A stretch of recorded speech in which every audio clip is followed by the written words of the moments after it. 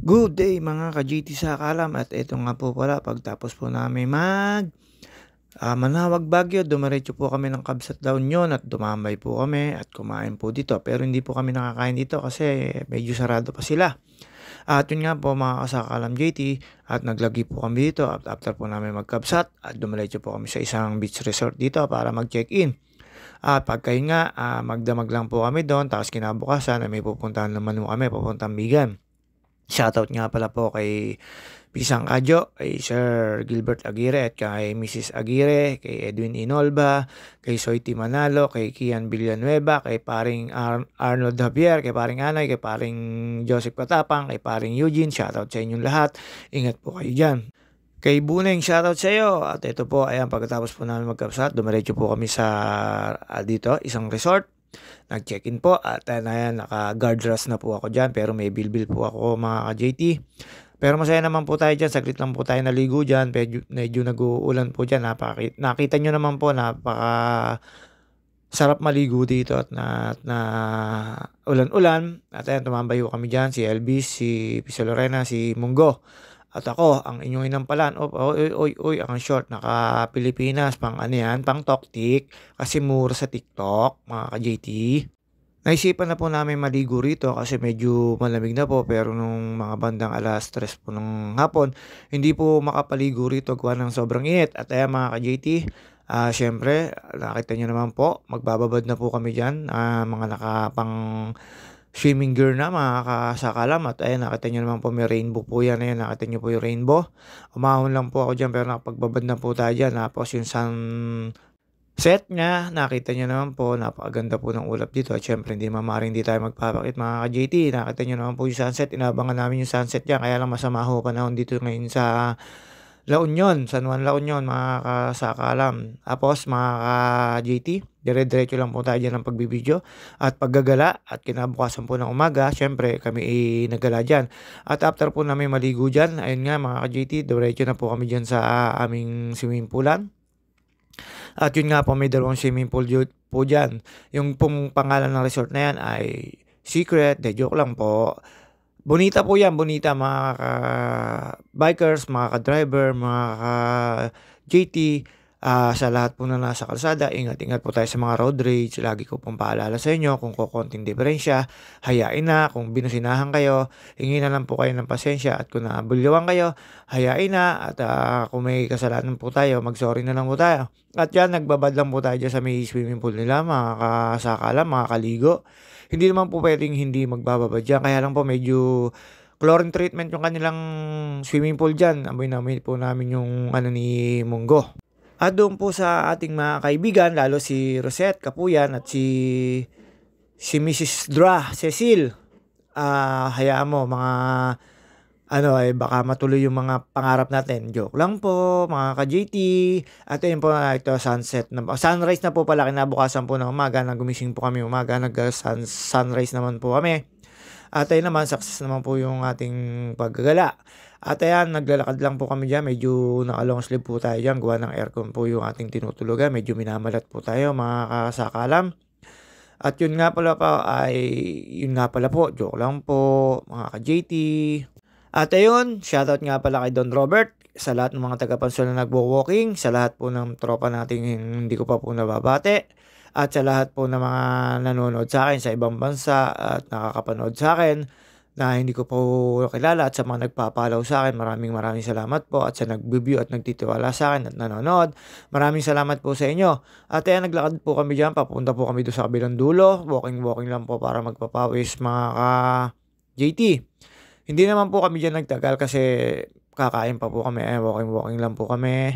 Nagpapapagod lang po kami dyan at nagpapagutom para sa almusal. At after po dito, mag-beach namin. At nakita nyo naman po sa White Sand.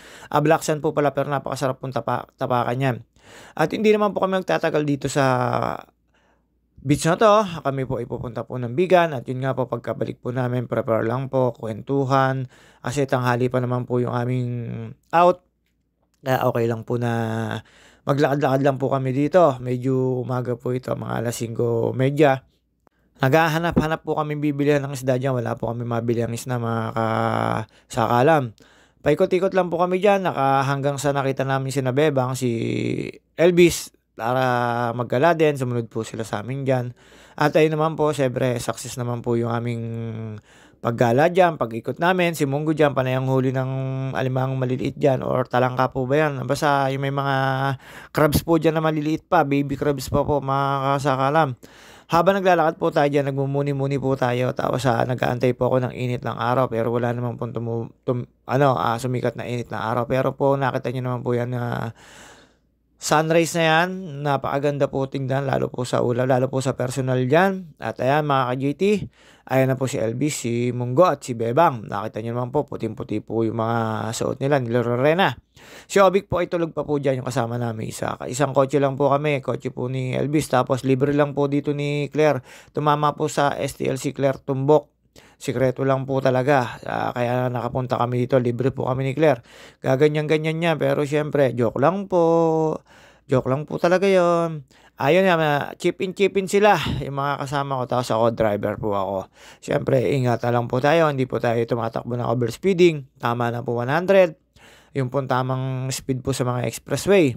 At pagkakaalam ko po ay nabalita na po talaga na magkaka-speed limit na po ang expressway. At ito po, dumiretso na po kami ng La Union. Madadaanan nyo, La Union, sorry po, Pabigan, Ilocos. Madadaanan nyo po itong mga to. Tapos you welcome Ilocos Sur. Pagka papunta po kayo ng Bigan. Tapos hindi na po kami pumunta ng Pagudpod kasi medyo malayo po at may gagawin pa po ako ng Sabado, kinabukasan po na pag-uwi namin mga ka-JT, at makikita nyo naman po rin yung ibang aking video.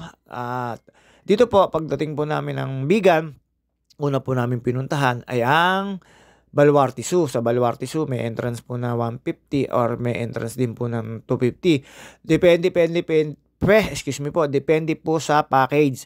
May package A, package B. Package A, doon ka lang po sa may harapan, maglalakad lang po. Ang package B, iikot po kayo. Tapos pagpasok nyo po doon sa Baluarte Zoo, magbabayad po kayo. Tapos ibibigay nyo po doon sa mga tauhan doon or crew para po kayo sumakay. May number po ibibigay sa inyo. Pagbayad na po kayo, ayun naman po, ang una nyo pupuntahan doon ay ang feeding section, mga kasakalam.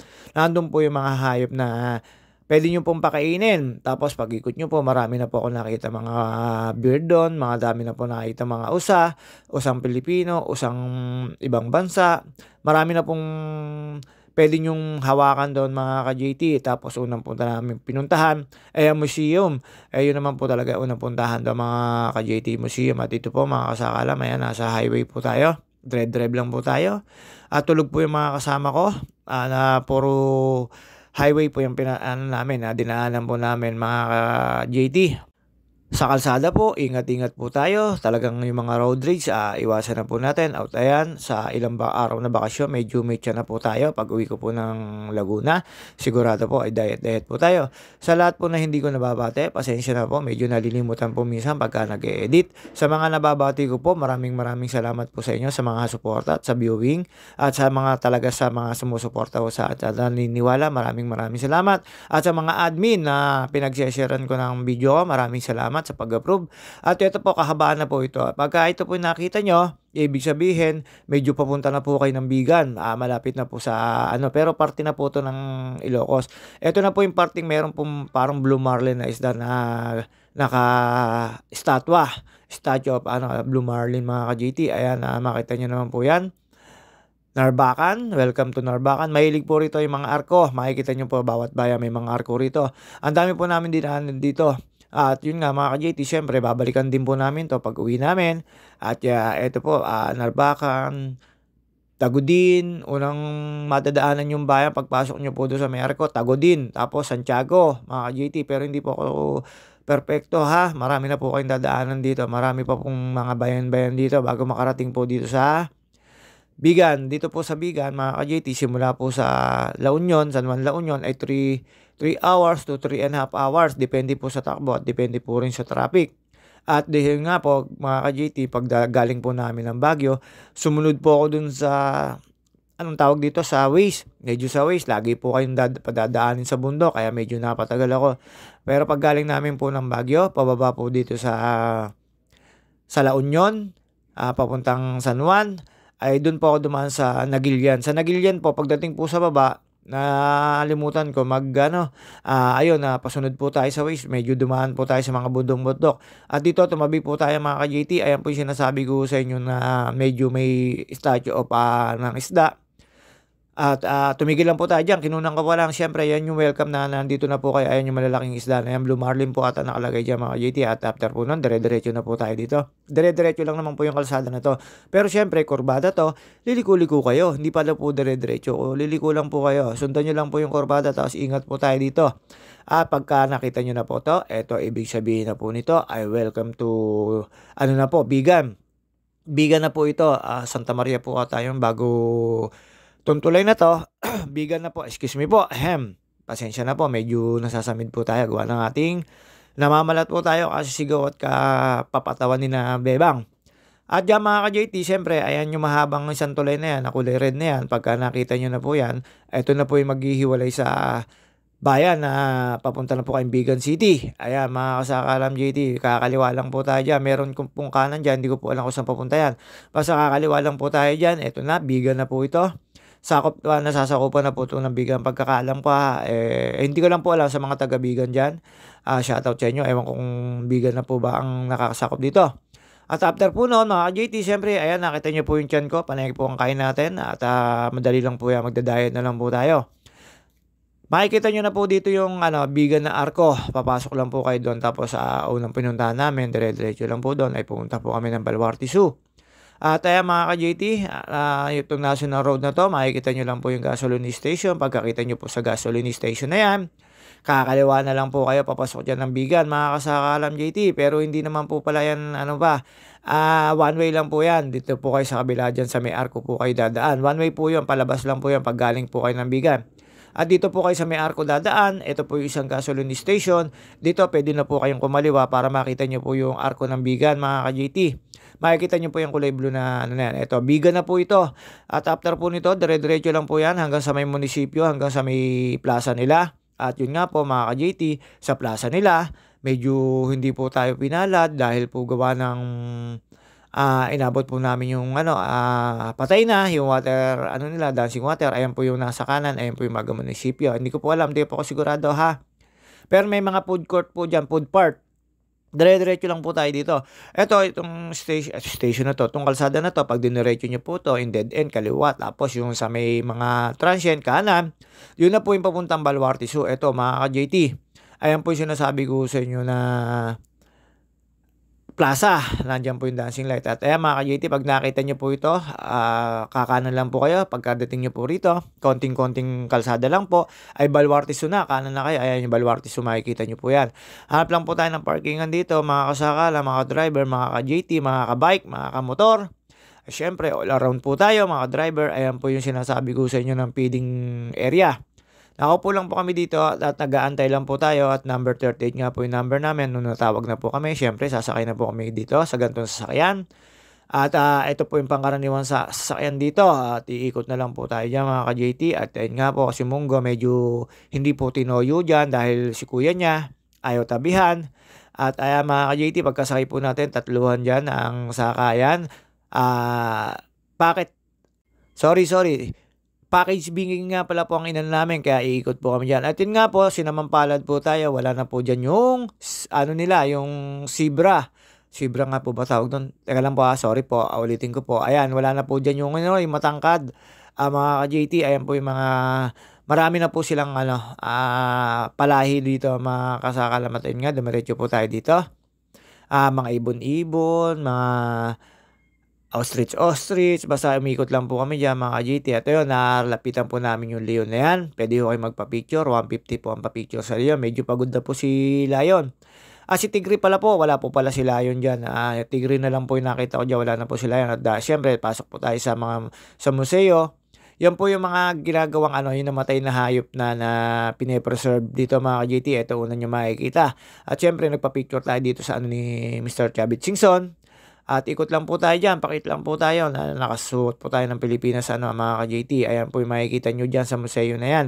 Coliseum po yan. Lahat po yan na preserve na dating buhay na hayop na yan. Kung ano man yung nakikita ang animal na yan, yan po i-preserve na lang po yan. Tapos syempre mga ka-JT, tigil lang po tayo, may nagpipicture. Ay hindi po tayo nakadiretso nung pagkatapos nila magpicture.